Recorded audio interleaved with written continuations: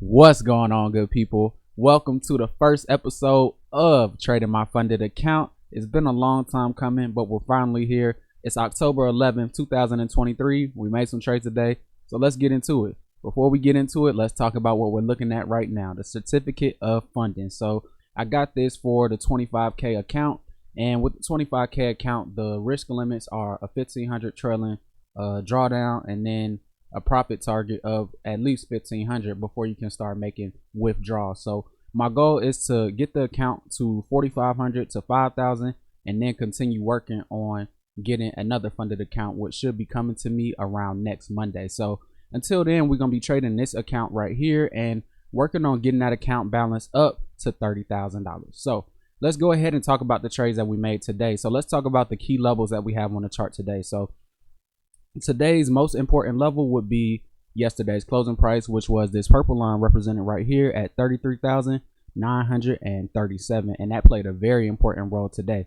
So I came in today and I pretty much just made one trade.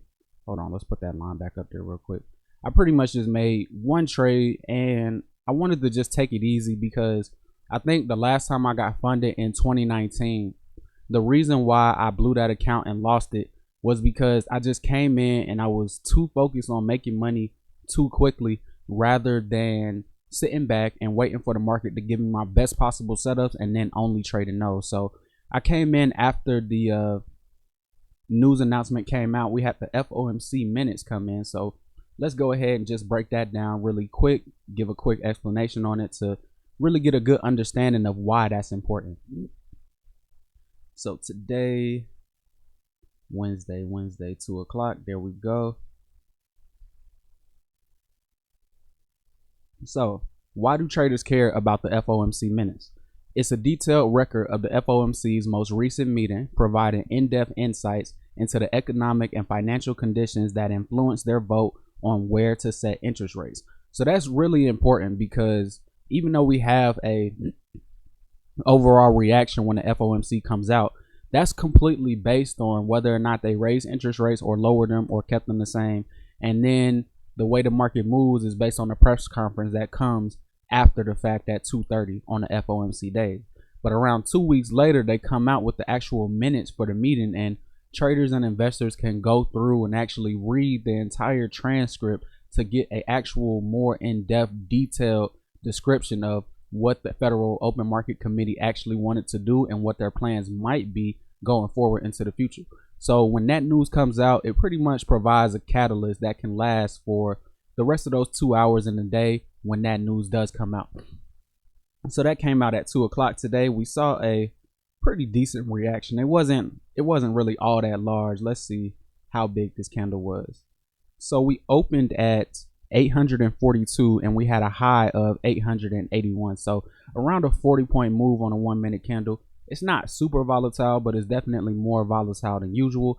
And that led to a lot of this price action that followed after. So I just patiently waited for my higher low setup to form. And then we finally got the best higher low that I could find right here at 235. So once we got this higher low that got established, we see prices kind of come through and violate it a little bit, but they never continued to move down towards this next level of support below. So that tells us that even though this higher low is right here, buyers are finding support a little bit lower. So that means that you got to wait a little bit in order for that higher low to start working. So we can see that the higher low starts working once we push up and create another higher low right here on that same level of support. So anytime you make multiple higher lows on that same level, that tells you that there is definitely some type of buying strength down there and it's demand at those levels. So once I saw that second higher low get created, I saw prices move back up to yesterday's closing price. They didn't quite touch it. The closing price was 37. The high for this candle was 36. So 1 point away, but to me, I count that as a touch because close enough is good enough. So as soon as we came back down to retest the level of the higher low, I didn't go long immediately as we came back into that level, but instead I just kind of sat back and waited to see what the reaction would be. And then once I saw prices spike back down below the higher low, it looked like they were going to sell off and maybe come back down to retest these wicks. But as soon as they came back on this next candle and reclaimed that level of support and got back above it, that's where I went long, and I looked to and I looked to take this trade all the way back up to yesterday's closing price. But because we couldn't hit yesterday's closing price on the last time we came up here or the time before that, I was like, I'm not sure if I want to hold it all the way up there. So let me get out at the next level of resistance right before yesterday's closing price, which was the level of resistance provided by this swing high over here when we first came up into this area. So it was a good trade for me. I traded 2 contracts, was able to make about 19 points. So not too bad. That's something that I will take and I will accept. That's a good day for me. And overall, what I really wanted to talk about was the relationship between the higher low strategy on the 1 minute chart and the 5 minute chart, because that's something that I've kind of been picking up on over these past 2 days. Well, really over these past 2 weeks, but more so specifically over these past 2 days. So let's talk about it, because when you have a higher low setup on the 1 minute chart, it doesn't always necessarily mean that it's the strongest higher low possibility, because you got to remember that the higher time frames, you can see the same setups that you see on the 1 minute, but they're more lucrative on those higher time frames. So if you see a 1 minute higher low setup, it might not be a higher low setup on the 5. So that means that 1 minute setup that you're taking just needs to be a quick scalp.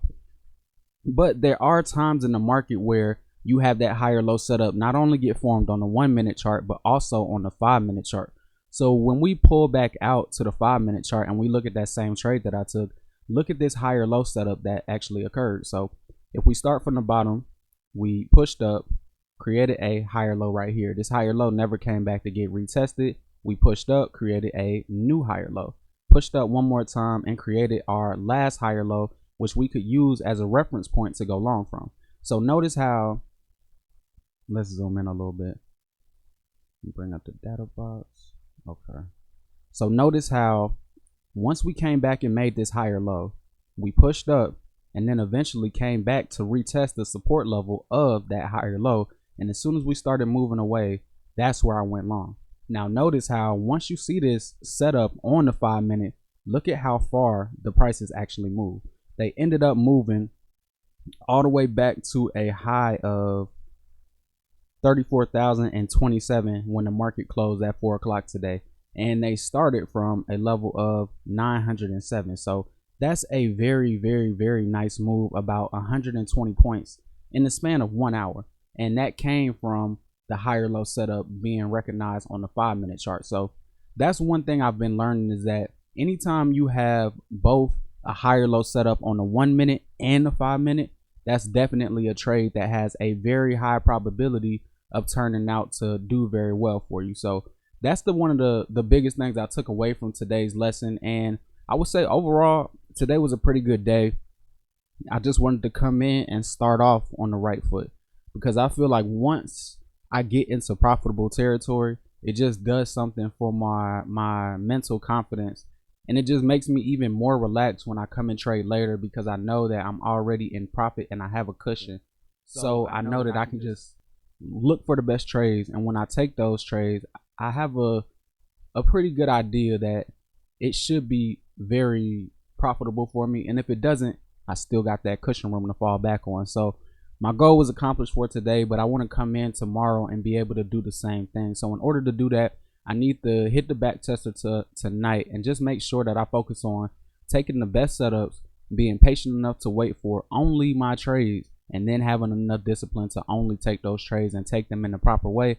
And if I do those things, I feel like I can come back tomorrow and make some money again on our way up to that $30,000 profit target that I'm aiming for. So I appreciate you guys for tuning in with me today. I hope you learned a lot about using yesterday's closing price as a reference point to get out when you are taking a trade. And I also hope you learned a lot about the relationships between the higher low setup, not only on the 1 minute, but on the 5 minute also, and how they kind of correlate with one another, and how you can use those to get bigger profit moves and bigger goals when you're trading in the market. So I'll be back tomorrow, October 12th, 2023, ready to run it back. But until then, you guys, have a good one, study hard, and take it easy.